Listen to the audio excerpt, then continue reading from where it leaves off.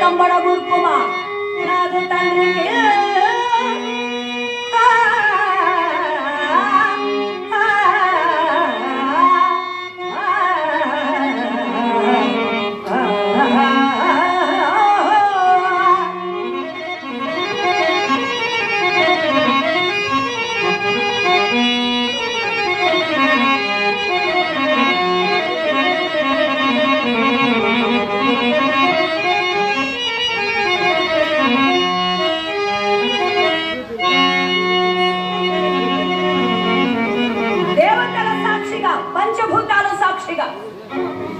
మా తండ్రి ఆస్తి నాకు అవసరమలే.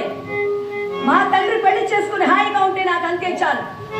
దాసరాజా, మీ కుమార్తెకు వచ్చిన భయం లేదు. మీ కుమార్తెకు పుట్టబోయే బిడ్డలకి రాజ్యమంతా నేను ఇస్తా. నాకొద్దు. ఉండడమే కాదు, సామ్రాజ్యానికి రక్షణగా ఉంటారు. మీ అమ్మాయికి పుట్టబోయే బిడ్డలకి రక్షణ కల్పిస్తా.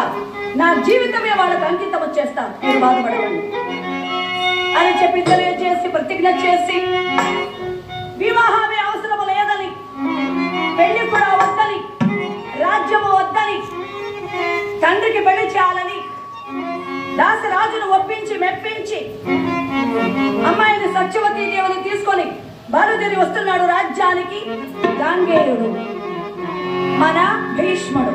దేవతలందరూ కూడా పూలవాన కురిపించి ఇతడు భీష్ముడు భీష్ముడు భీష్ముడు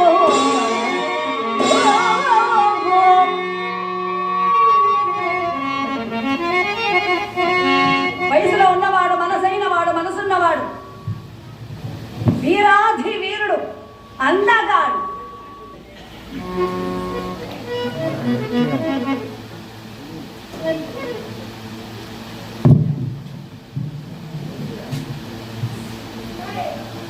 హలో, సహజంగా మనం భీష్ముడు అంటే ముసలివాడని అనుకుంటాం. భీష్ముడు అంటే ముసలివాడే కాదు. భీష్ముడు వయసులో ఉన్న సమయంలోనే మహాందగాడు, మహావీరుడు, అన్ని అర్హతలు ఉండి కూడా పెళ్లి వద్దనుకున్నాడు. అంతఃపురానికి తీసుకొని బయలుదేరి వస్తున్నాడు. తండ్రికి తెలిసింది వార్త. తన కుమారుడు ఎలా సాధించాడు ఈ కార్యక్రమాన్ని, ఎలా ఒప్పించాడు దాసరాజుని. ఆనంద ఆశ్చర్యాలతో, అద్భుతముతో కుమారుడు వచ్చేసరికి ఎదురు వెళ్ళి నాయనా అని ఆలింగనం చేసుకున్నాడు.